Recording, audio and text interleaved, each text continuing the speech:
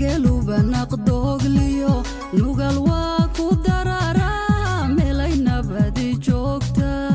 Welcome to ISIRKA. My name's Amina Isir, and join me as I take you on a journey to explore identity, culture, and belonging. Take a seat as I take you through time, space, and various perspectives of cultural identity. Stay tuned to see where the journey will take us today.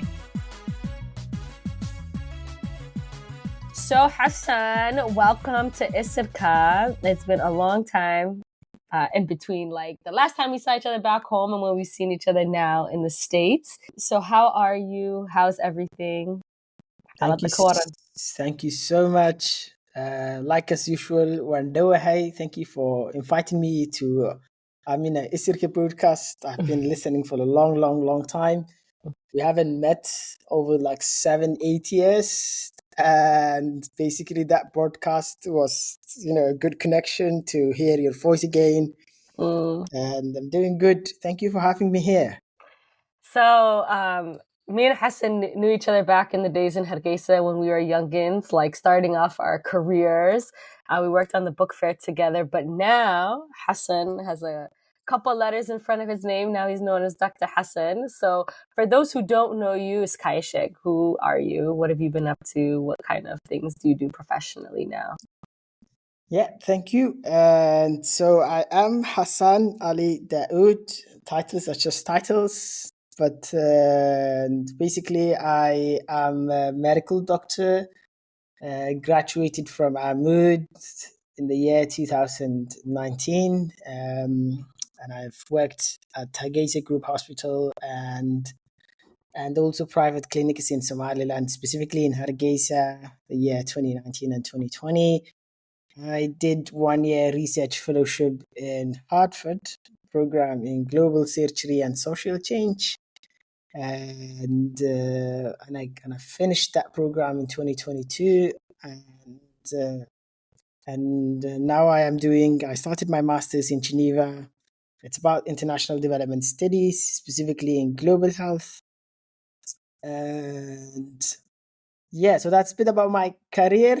But the fun part of me or the other parts of me, I was born and raised in Gebile, small town 50 kilometers from Hargeisa. And that's where I had my primary education and I had my intermediate education in Hargeisa. So I was in between the west side of Somaliland. So you told me when you came to Hargeisa, but we don't need to tell everybody else when you came to Hargeisa. But what made you kind of want to start this path to get into medicine? Basically, I was passionate about health in general. And at the same time, in our family, my mom and my dad used to ask us, like, the family needs a doctor. Who's going to be the doctor of the family? So they were like, I had like an older brother and an older sister. And when they were about to start their education, I was telling them, no, guys, you need to look for another career. I'm the one who's going to join the medicine. So I used to tell them, do something else. So my older brother did economy, his undergraduate, and my older sister, she did development studies. And I finally got the medical school. So yeah, that was like one big thing, because at the same time I had a younger sister who was also sick with epilepsy, and always taking her to the hospital or giving her medications was like something that I was also willing to learn and also help the rest of the people. Yeah. So I mean, especially during like when your sister was growing up and even up like what was it like kind of navigating the medical services available like within the country at that time? It was basically very bad, and because the healthcare system in the country is completely fragile, and when it comes to neurological diseases, specifically mental illnesses, we have fewer psychiatrists or neurologists in Somaliland. So it was so hard to find neurologist. We used to wait doctors coming from the overseas, and then my mom used to take her to those doctors, and at the same time, a couple of times she was taken to hospitals outside the country. Not only in that condition, but in generally when it comes to the other parts of the health, it was always very, very hard. I remember when we were young, where like I'm number 3 in the family out of 10, and Wow. there's like 7 younger than me. Mashallah. So every time my mom's going to the hospital to deliver, like there was like a question on whether her delivery would go successful or not. There was like some sort of fear that we used to have when we were young, and saying like, will our mom come back to us or not? We didn't know, basically, because having a baby and delivering it normally, which is normal in the Western world, but in our setting, in some Yeah. areas specifically, and if the delivery gets complications, there's a high chance sometimes that the mother can also die. Yeah. So all these was like in my head, and I was thinking like I would be part of the solution, Mm. and that was like what put me into the medical field. Yeah. My mom lost a couple sisters back home giving birth. So maternal mortality rates, especially like I think they gave birth like probably outside of the cities, like in the me and stuff too. So it's a different ball game altogether. But also this year, actually, I don't know if I told you, but last year when I went to Africa for work, I went to 2 different rural health clinics. And got to see kind of like the community outreach work and how they engage with the community. They were like both in very rural settings. And that was a very interesting experience to see, especially coming from the West. It was like, wow, like these could be my aunties or, like my cousins or anybody like that. And that really, yeah, I was really like taken That's aback by that. Yeah, exactly. That's a huge problem in our Somali setting. It's something that everyone can relate to. And basically, when I started the medical school, there was like a hospital opposite to the university, like less than 1 kilometer, and it used to host camping for fistula care. Yeah. It's called the National Borama Fistula Hospital, and then I started to volunteer at that hospital like when I was like second year, and then used to meet with all these patients once they arrive. They were like camping. They have been like collected or from all across Somali speaking regions. So there were like 200 women all across Somalia. And once they arrived at the hospital, we used to take the medical history and asking them on how did this fistula happen to them, and then majority it was related to obstructed labor. The baby was stuck there, and she couldn't deliver it well. And some of them, they were talking about, like, you ask them how long was the labor, and they tell you like it was like more than days, and then they traveled to a nearby center. Some of them, they were telling like very shocking stories. For instance, the baby's head was out, but the shoulder was stuck, and it needed like extra maneuvers to deliver the shoulder itself. And then they don't have money. There's no actual transport to reach the nearest better healthcare center. So like I couldn't digest all this information. Meeting with 200 women with same or similar complaints.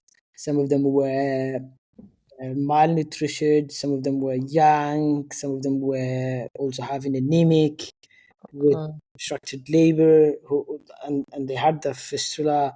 At the same time, their husbands left at the same time, divorced them. They had like so many, like, even mentally, they were not like, okay. So that gave me a big question in my head, and I realized there is a huge maternal problem in our country. When I was in undergrad, I read Half the Sky, and it was highlighting women in different like contexts across the global South, and the different ways they were like female champions, in their communities. And Evan was in that talking about like her hospital, but there was also a part about this Ethiopian woman's and they were talking about fistulas. So I now know what fistula is because of that. A lot of times these women who had fistulas, like in that specific novel, they basically they can't control, código de everything like that. So sometimes they would even be left out in huts because nobody wanted to be around them. And so these women that are coming to Burma, if they're coming across the entire country, some of them are traveling a lot, right, to get there. Yeah, basically they were getting support from international organization called Fistula Foundation, and they used to travel to planes to Hargeisa, and then they have their own transport system, like their own transport buses from Hargeisa all the way to the hospital. And the hospital was people working at the hospital was very, very friendly. I know an old lady called Sada, who was like a nurse, used to welcome them so warmly, giving them a big hug. So they used to used to feel like home in that hospital, and there was lots of positive change that you could also feel about from that. I'm saying from that journey, it was like a journey of hope. They were going through a big problem. Even they left. They their husbands left from them. They don't have anyone at home. They were going through lots of things. They were married underage sometimes, and then when they got into those programs, which they're expecting they will get the treatment, they were feeling that positive change is going to come to them, and the entire process was supporting them as well. From that, then kind of what were a couple of the other projects or volunteer or programs that you kind of were involved in while you were in medical school? Because you were always doing something. There was always some project that you were spearheading and trying to get, people to rally around to help you to support this cause. Yes. So basically, and I was also coming to Hargeisa International Book Fair, where we have worked together. And, and then by that time I was also working. I used to meet at the book fair so many good people who've done lots of tasks, lots of changes in their community, specifically where they are working, or some people who solve big community issues. And coming to Hargeisa International Book Fair was like a place where I used to get from energy, and then when I go back to the university, that problem was always stuck in my head, and I started working. Once we started to do the hands-on training, the clinical training at the hospital in my fourth year, we again received 2 cases who presented in a 2 different weeks, but they had common issue of bleeding during pregnancy. And for the first case, she came from a place called Harirat, which you might know. It's a coast areas in Audal, and the road to Burma was not very smooth. She had she was traveling to the hospital for around 8 hours, and it was an early morning at the hospital, waiting I was staying with one of the nurses at the hospital, and then I was supposed to have specific bodies at the same time, do the history taking, and then present to senior doctors who used to supervise us. And in that day, early morning, we met with this lady who was being brought by a normal passenger car, came into the hospital. We I welcomed her to the hospital and assisted her, tried to do a quick triage or assess her quickly after her condition has been stabilized. We and then did the you know the so the what came out was that this mom has her blood type was like a AB. No, her blood type was like B minus or B negative, and then B negative in Somali community. It's very rare. We don't have lots of B negative blood type in our community. There are lots of O and in our community. So we had a list of people with that blood type, and then we called some of them. We couldn't find them, and then it was like the doctors decided that to do cesarean section and try to reach the baby. Otherwise, if they wait for so long, we might lose the baby. And then we did the cesarean section. We tried to save the baby, but we couldn't. And in the meanwhile, the hospital found one donor of blood. And then after the surgery, the mother had went into surgery at the same time. She lost her baby, and we only found for her only one bag of blood. And so I was also digesting how many obstacles that mother went into. And then the next day when I came to the hospital trying to do the progressive note and check on how the mother is this at the morning, she was not talking to me. Her her face was locked in only one side of the hospital. She didn't want to communicate. And then I noticed that she developed what's called postpartum flu or postpartum depression, in Yeah. which mothers go through when they deliver, and at the same time they lose their babies. And so it was another hit that I had at the hospital. Yeah. And in 1 week time, we received another mother who delivered in her home, but at the same time, she started to have excessive bleeding, and she delivered in a place between Ethiopia and Somaliland border, and she couldn't cross, and she was having that bleeding for 4 days. Wow. And she reached the hospital shivering completely, no color at all, like she was completely dark. And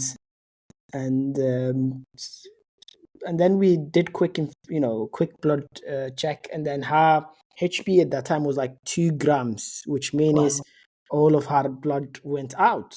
And I remember her baby was lying next to her playing, but the mother was the condition of the mother was deteriorating. Luckily, we found her blood type similar as the mom. We could donate it because people in the hospital had the same blood type with her, and then we did the blood donations, and the mother has been giving 3 units of blood in separate times. But she reached the hospital very, very late time, and the next morning, I came back to the hospital and I couldn't find the mom. And then the nurses told me that the mother has died this morning. And so that day, it was also the worst day I had in the hospital. I cried. I came out of the maternity ward and I didn't know what to do. I tried to go back to my home, but then I decided not to go back. And I had a picture in front of the maternity ward, and then circulated to my social media through Twitter and everywhere, saying there is no mothers who can die in Somaliland for preventable illnesses during pregnancy. So Borma didn't have a blood bank, and then I worked on raising money through GoFundMe page. Luckily, I connected with Somaliland diaspora in the UK, I'm sure you might be familiar with Nimco Ali. Mm-hmm. Nimco Ali has set up that GoFundMe page, and we were able to raise money of 8,000 USD dollars. Mm. And then another time we raised another money up to 20,000, Wow. and the blood bank of Boroma has been started in 2016, and it serves for all across the Audal region. Mm. And so that was like one big thing I have done during my medical school. So that's not a light thing. That's a huge thing. And I don't even know. I need a second to think with that. I'm also thinking about like the woman that came from, was she a Wachala or Meikashashade? It wasn't typically Bochala, but it was like between Boroma and there's a border between Boroma and Ethiopia, Okay. and small town.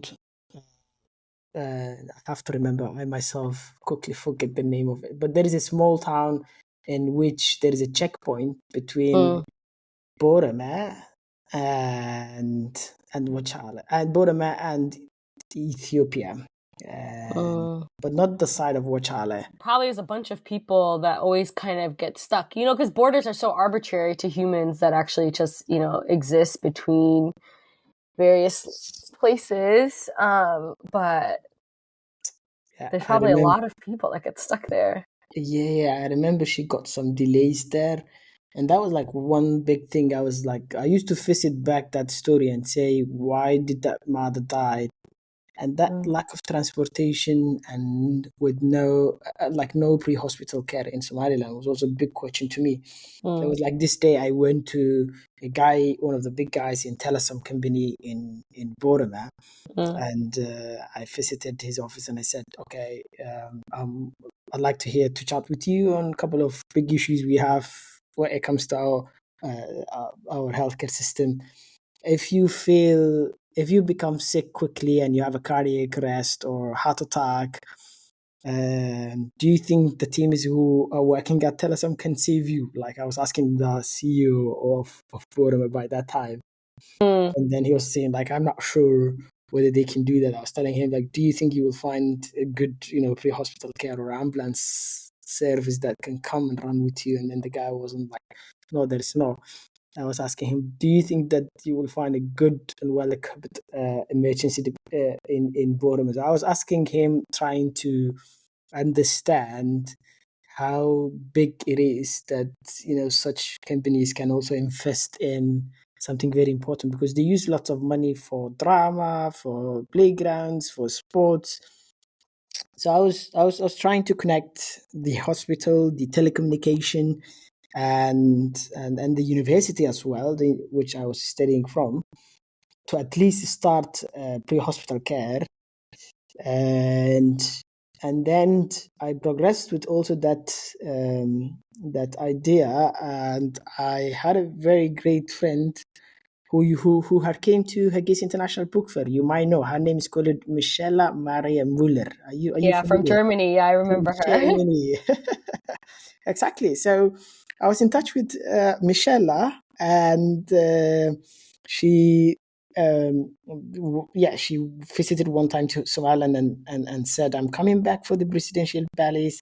Hassan, is there anything I can bring for you as a gift?" I said, "If you're coming, please come with a mobile ultrasound machine, Oh, which wow. which can allow doctors to take to remote areas so they can screen pregnant mothers who could have high likely to have bleeding while they're not aware of, because the placenta might be somewhere close to the placenta might be in a low area, and if the mother tries to have deliver at home, like it will not be possible, and there could be a huge bleeding can come. And so I said, like, can you bring that ultrasound? And then she sourced it out, she found it, and then they visited me in Boroma. and then I invited the head of the university. We had a big party, and received the machine, and it has been used by the community outreach of the university. And then we kept working and digging down to that idea. And in her own birthday, or some of the following year, like the next years, she also did fundraising, and then she was able to secure an ambulance from her birthday Wow. gifts, Mm. and then she sent to Somaliland, Wow. specifically to Borum and Audal. And that ambulance, the main intention was like to connect with the telecommunication company and the hospital, and at least to serve for those who are living in remote areas. And it didn't happen like that, but the university still used for the ambulance to do community outreach and bring severe cases to the hospital. That's all what we could do. That's like what I could do, basically, to connect what we have, the small resources we have, and at least to solve some of the surrounding problems we had. No, I was just going to say, I think it's important just to start from somewhere, right? And whatever you have access to like also the case of those two mothers that died in the hospital that might not have come up to you unless you experienced that particular event, regardless of how bad it was, or how sad it was. But then from seeing that, then you're able to have an intervention of sorts or try to figure out some way to solve that problem. The good news was that our community and our people are so nice. They support each other. They are so amazing. It's just needed people to start some good activities, and you see people coming and donating and supporting. So it wasn't only one man job, but it was like a huge support from the university, from the hospital, from the diaspora. The good news is that our people are very great people and honest, support one another. We are from good people. That also just reminded me of that Somali Mahmah, like the one where it's like one finger doesn't wash the whole face or something like that. Like Yeah. you. They say fall ma dhaqdo. It was like a huge contribution from everywhere, basically. Yeah.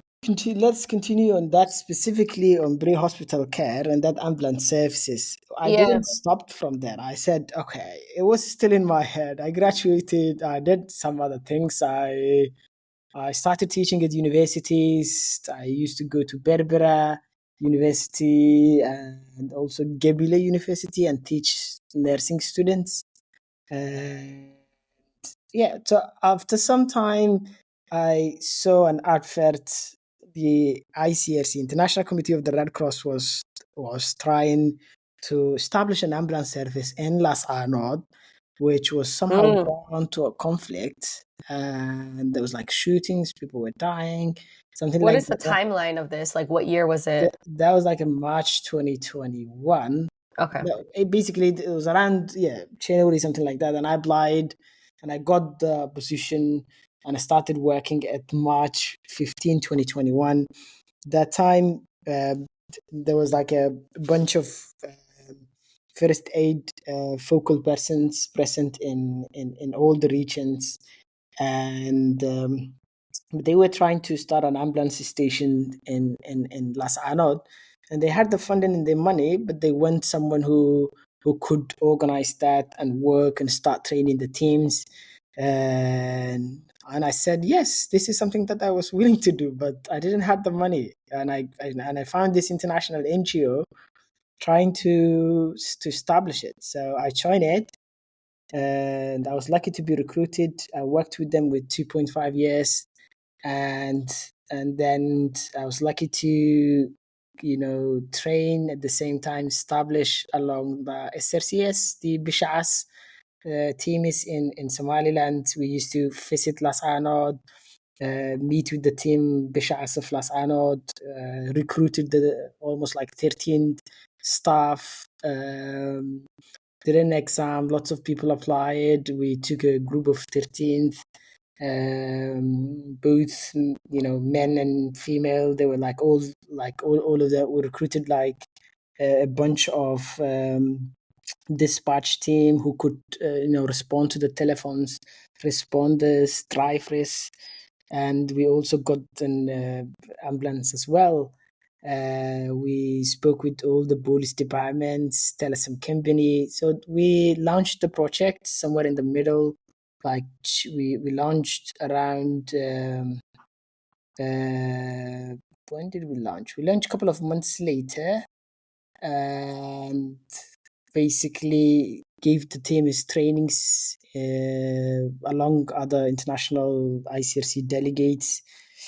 And the teams were responding to the current conflict happening in Las Anod. They used to report us on all the casualties that they worked for and assisted. You can imagine how that program has helped at the moment, the conflict which was going in Las Anod. Like they assisted thousands of people from both sides, from Somaliland army as well as people of Las Anod who were fighting back. When you said Bishas, what's that? Bishas is the national society, or they call it SRCS, Somaliland or Somali Red Crescent Society. And so every country has a national society. It could be a Red Crescent or Red Cross.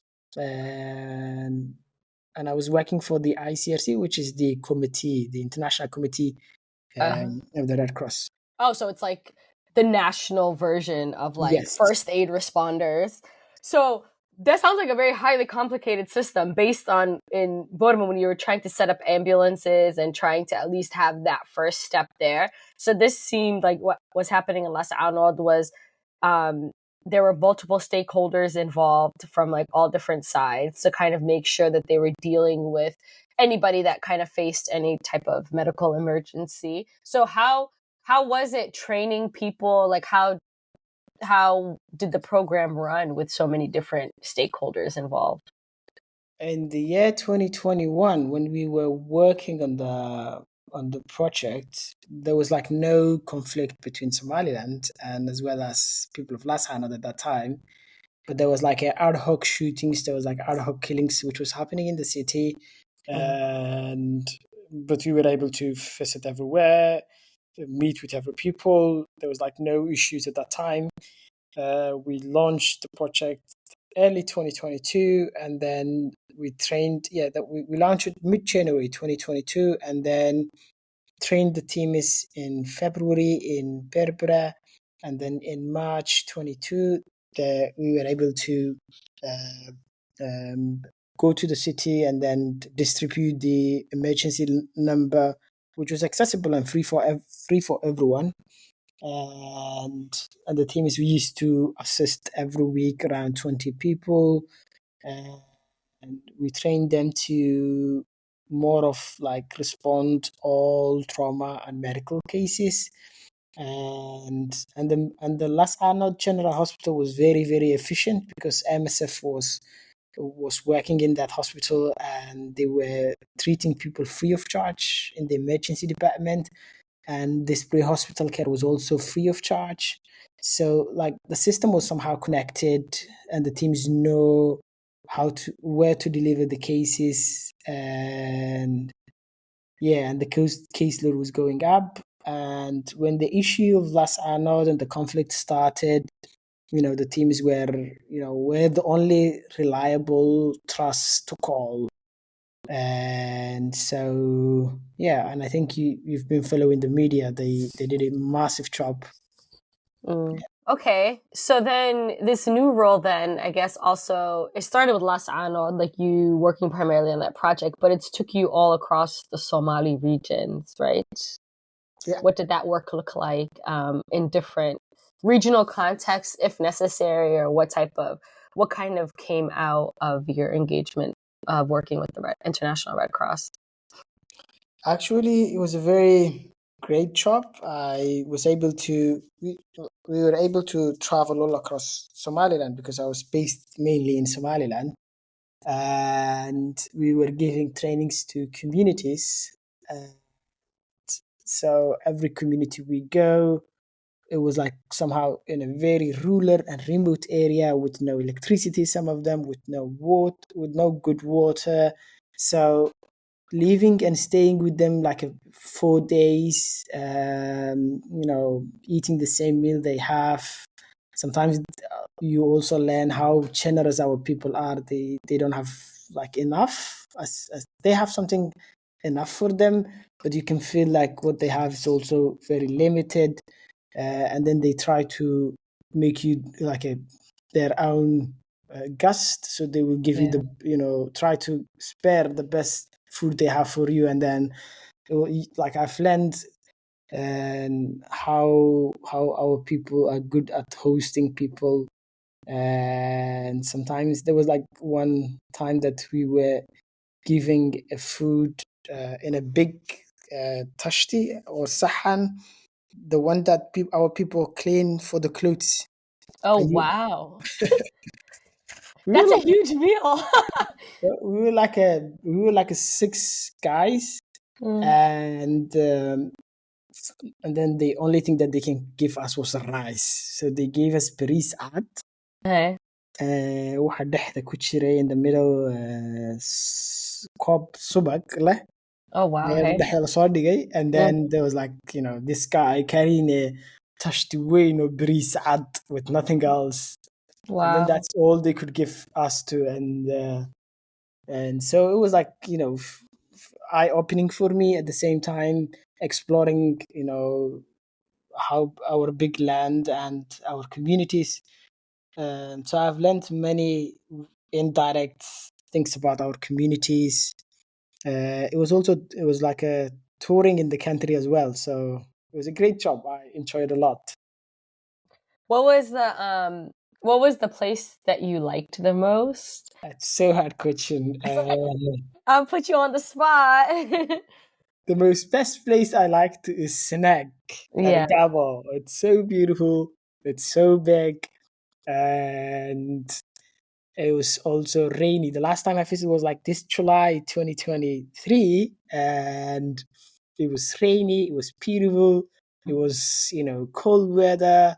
In July, the rest part of Somaliland was somehow hot, but the city was very, very cold and cool, and people invited us a couple of places.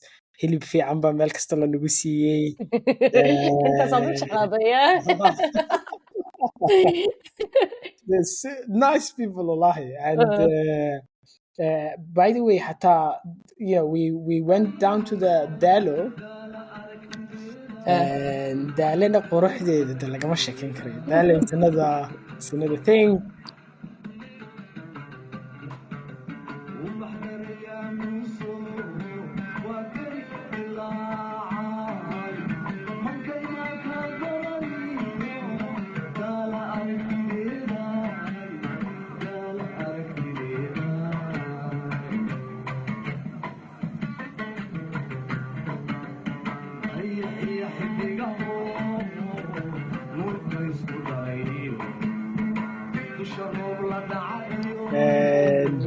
Specifically waxaan tagnay meel la dhaha Mudar Muge, which is marka buurta laga dhaadhaco, halkaasaan ka shaqeynay.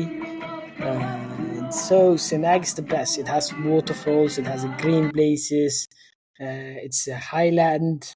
You can't, if you try to explore Senag, it's going to take you like a month to explore. And so I would say Senag is the best. And another fun thing that I was saying to the people is that dadkeenu waxay u kala degan yihiin reer. So anigu reer galbeed baan ahay. Odaygii Sacad Muuse maxaa ka kaxeeyey Sanaag, because awowayaasheen oo dhan waxa ku yaal Sanaag qabrigii Sheekh Isxaaq, waxa ku yaal qabrigii Sheekh Samaroon. There are lots of odayaashii oo dhan waxay ku wada yaalaan qabriyadoodii Sanaag. That means everybody just moved away from there. Yeah, that means some of the children went and chose some other places. So they were not clever. They sad Musa. Why he didn't choose this place? Marka, yeah. So I was joking with people and telling them like, our sad Musa was odaygo halka maskaxdiisa ma fiicnaan baa lahaa. But obviously the way you described Senag even that the landscape is very different from other parts of Somaliland, hatta kalina waqooyiga especially, you know, like there's a lot of dry arid land in the middle. There's like galbeedka marka tagtid, there's some farms, but it still is kind of like semi-desert. So it's also interesting and then Berbera you have the beach, Sayla you have the coastlines. So even the differences in terms of the landscape like of Somaliland, did you see differences in people's access to healthcare and how people engaged with healthcare? Exactly. Yeah. Basically, I think like our healthcare system is somehow designed. We have a health post or a health center every corner in the country, although they are not close to each other. And somehow we have dispersed ambulances that work in these areas, and there's like someone at each like village. There's someone who knows or have an access to an ambulance number. They can call that person, and then so the government has like so many ambulances, and but still those ambulances are funded through specific projects. For instance, a couple of organizations might be supporting health centers in specific areas, and then they only take maybe children and as well as pregnant mothers. But if there's a lady with maybe she's not pregnant but she has any other problems, it's so hard. She had to manage going to the hospital by herself, and there's also one big issue in our people as well. The medical seeking behavior is very bad. We don't go to the hospitals. We don't have that intention. If you feel sick, go to a hospital. But there might be someone who is from the community who is like an expert of something. I don't know. He might be a traditional medical healer or something like that. So everyone knows something. So if you have a medical problem, anyone near you will tell you an advice. Use that tree, drink more water. You can use maybe a ghee or something. So our people, they try something else before going to the hospital, and then once that their medical condition deteriorates and reaches to a very bad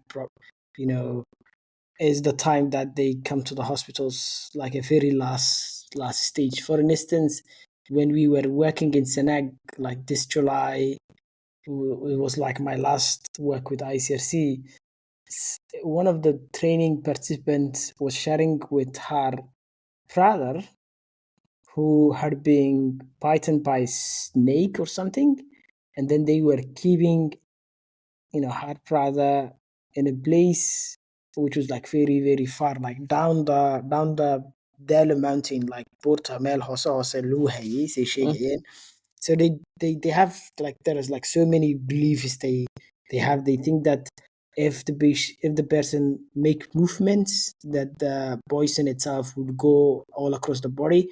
So they don't allow that person to make movements. So they might keep him for a long time until he gets better or dies. And so there were like so many things that we used to see at the community level, and then we used to tell them like like you don't have to do that. You have to send the patient. You have to but the medical seeking behavior is also very bad in our community, apart from the access. The traditional medicine healers is interesting. I didn't know we had stuff like that, but I guess there always is some culturally relevant way to deal with any issue. Hassan, you had such an amazing experience and opportunity to be able to travel all across the country. Not to keep going to the Mahmas, but the whole time you were talking, I was thinking of like Nin Andul Marin Male. So then you also had really amazing opportunities to engage with international educational opportunities or fellowships or stakeholders that have now led you to this international master's program that you're in Switzerland.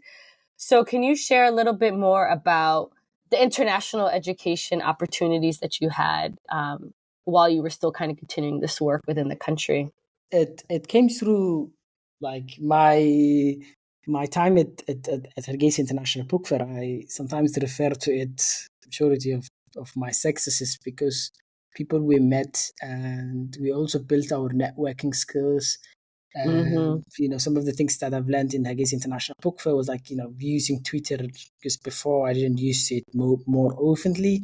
But when we were working for the book fair, we learned like how to share wider community with your story, with the stories that we were doing in the book fair. So I have been invited after my work at the blood bank. I've been invited to a conference in Belgium.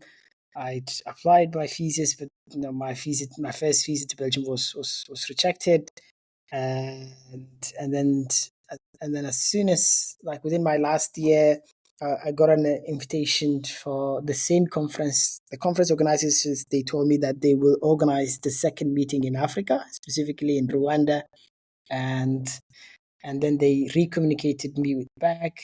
I was given an opportunity to moderate the opening session.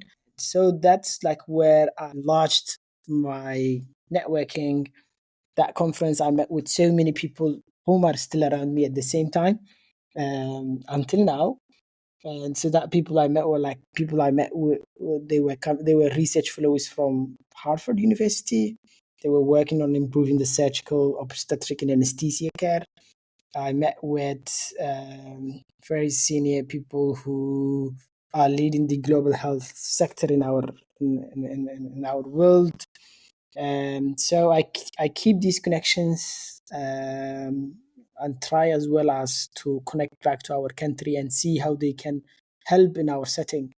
So one of the things that I have met in that conference was a British organization called trauma. It was about primary trauma foundation. They called BTC Foundation, Primary Trauma Care Foundation. They provide courses of trauma related to the doctors and healthcare personnel. So I connected back to the country, connected to the universities, and then they arrived to Somaliland. They trained many doctors to that course, and at the same time, I knew one of the ministers of Somaliland, Minister of Health of Somaliland, was nominated. Was nominated while I was on that conference as well.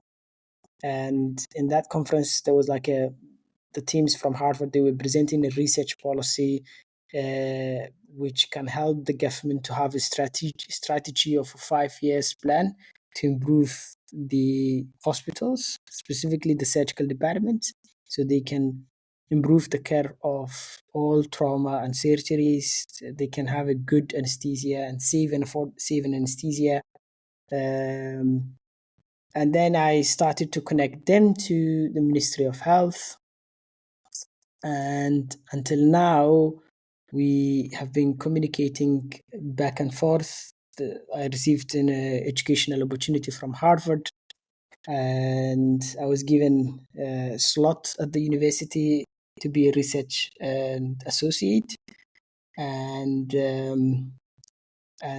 basically, we have done a assessment in all the hospitals where surgeries happen in Somaliland, and that has led to attract a couple of projects, which are still going on. I think it was the amount of money that came after we worked on that strategic policy, was close to $1 million. Wow. And these projects are still running, and we are opening one of the projects in this coming November, and I'm planning to fly to Hargeisa. So I can say my international network, wherever I go, I try to see how it can help back in our context, and how it can bring change as well.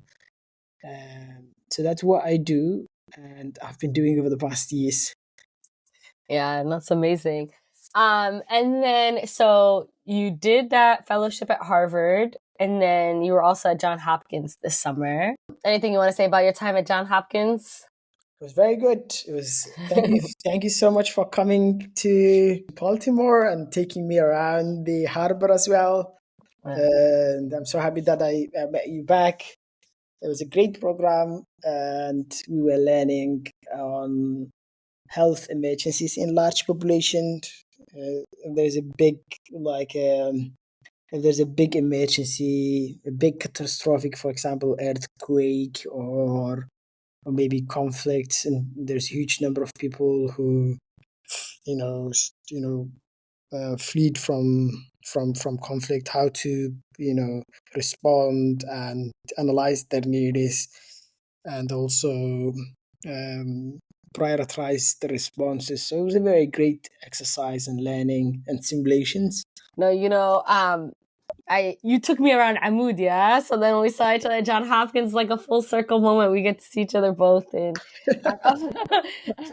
I'm like, what school are you going to next, Hassan? Where are we going to meet next? But yeah, it was good. It was great that we went together. I gave you that tour in Amud, but you also gave me a tour of Johns Hopkins. You take me all around. Yeah, no, that was the only time I've ever been to Baltimore too, that day. So Wow. inshallah, one time I'll go back. Yeah, we'll see. No, definitely. Wow. It's great. So now you're at Geneva, you're starting a new master's program, or you have started your master's program.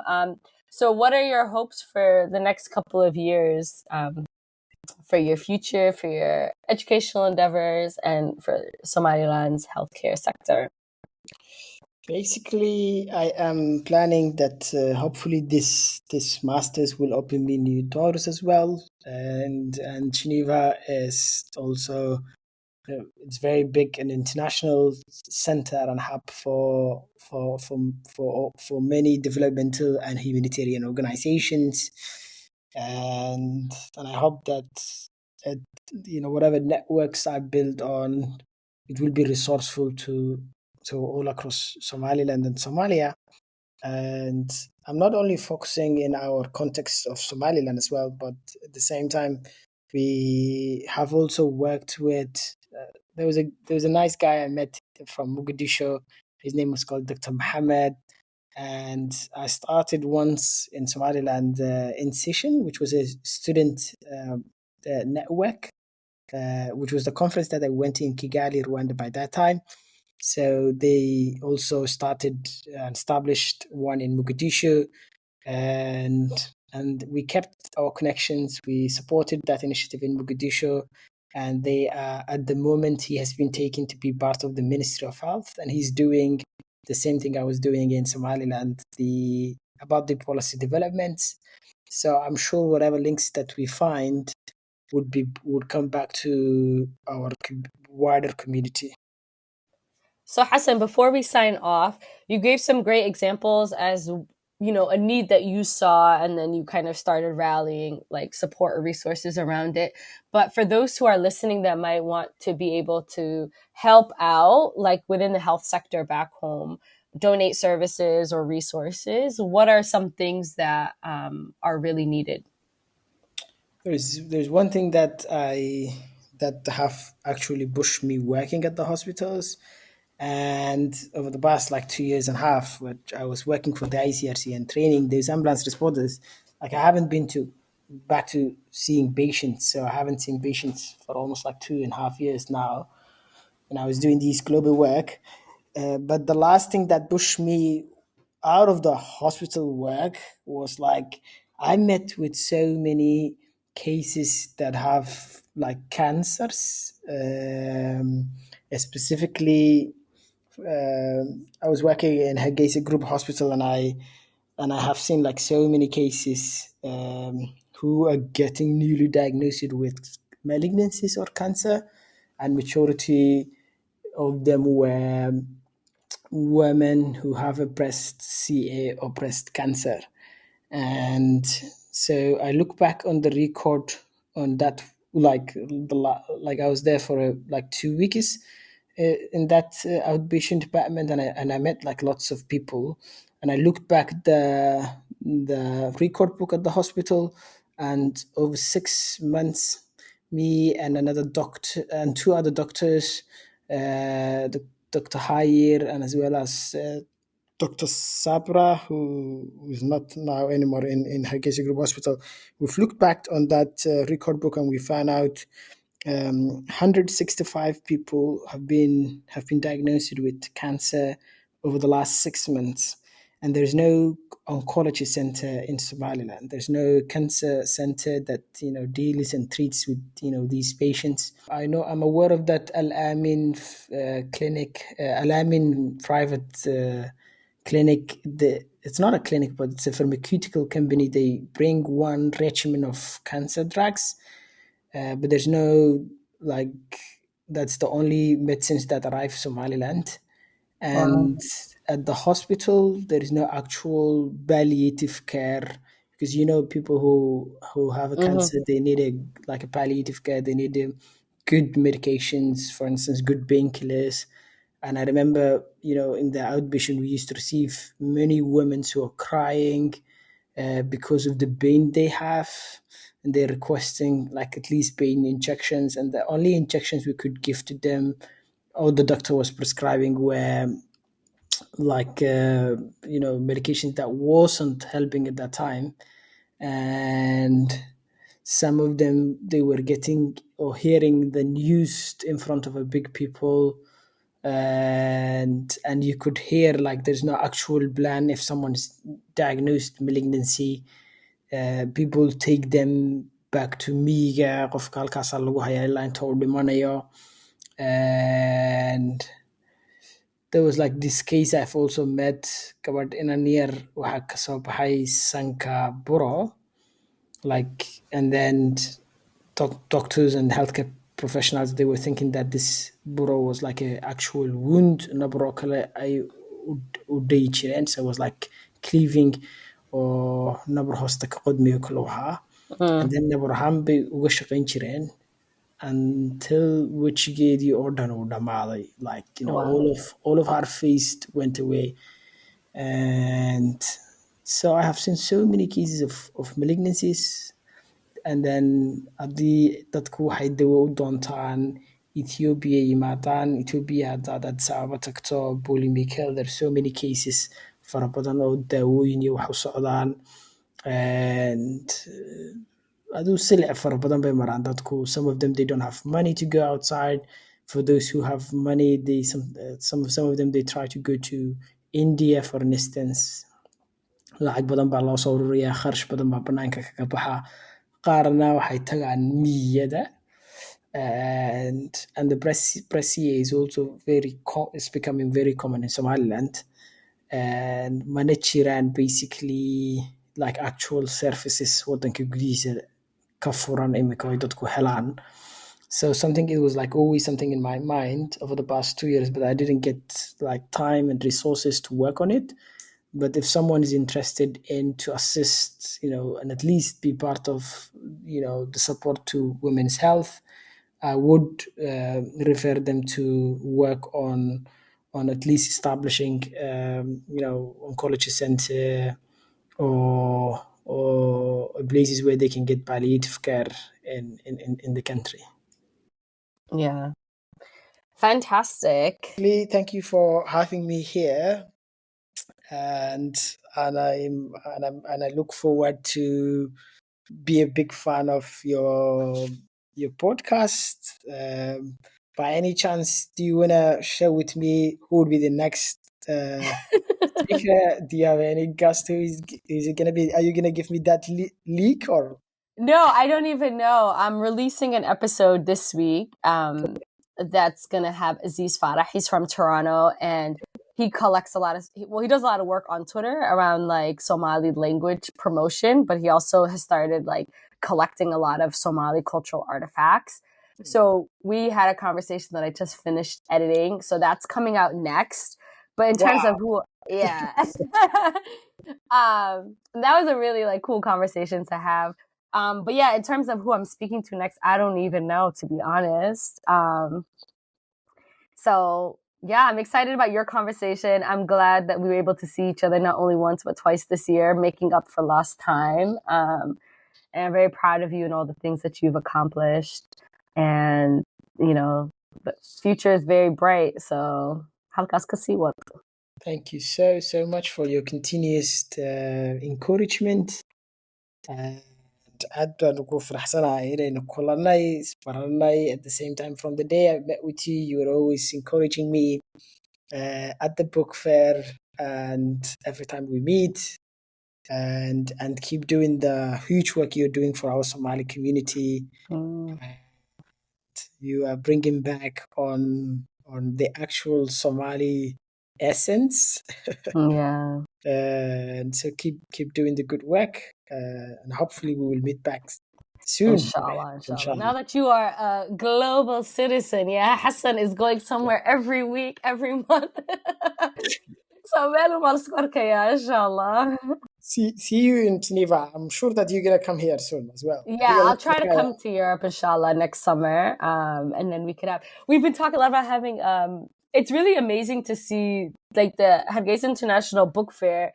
Like some people might think that it's just a book fair, you know, but the way you really kind of spoke about it and the impact it's had on all of our lives, it really is it really is and was like a great space to just have access to the world, but also to connect with so many people from so many different walks of life.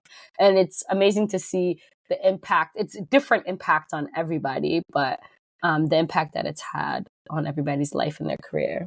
waxaan rajaynaya inshallah we will also catch up with our great friends of the book fair one day. There are some people that we haven't met. Yes. Sarah Ramadan, our good admin and finance. She was our boss. As the volunteers, she was our boss.